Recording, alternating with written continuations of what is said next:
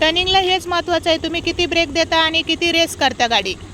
Handle पूर्ण left साईडला आणि रेस ब्रेक करत राहायचं, तरच टर्न होती गाडी.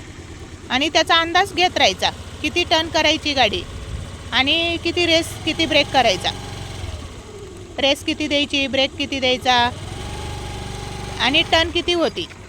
सावकाश, वाकून नको देऊ, वाकून नको देऊ, सावकाश.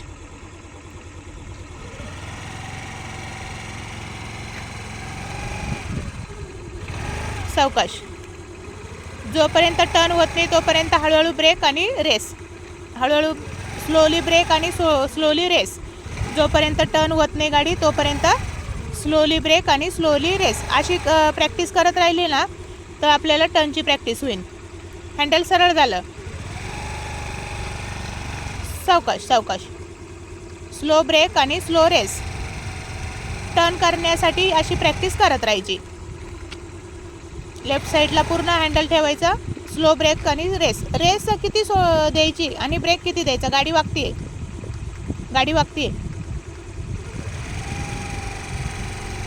गाडीला वाकून पण नाही द्यायचं. टर्निंगच्या वेळेस आहे ना, गाडीला वाकून पण नाही द्यायचं. गाडी वागती ना तर वाकून नाही द्यायची गाडी.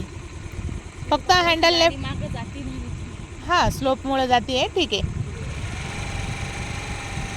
पूर्ण हँडल लेफ्ट साईडला आहे आणि स्लो ब्रेक सोडायचा आहे आणि स्लो रेस करायची. लेफ्ट साईडला हँडल आहे. पूर्ण टर्निंगची प्रॅक्टिस आहे. टर्निंगच्या प्रॅक्टिससाठीच पूर्ण हँडल लेफ्ट साईडला आणि ब्रेकचा आणि रेसचा स्लो करत राहायचं. टर्न होत नाही तोपर्यंत. स्टॉप. ठीक आहे.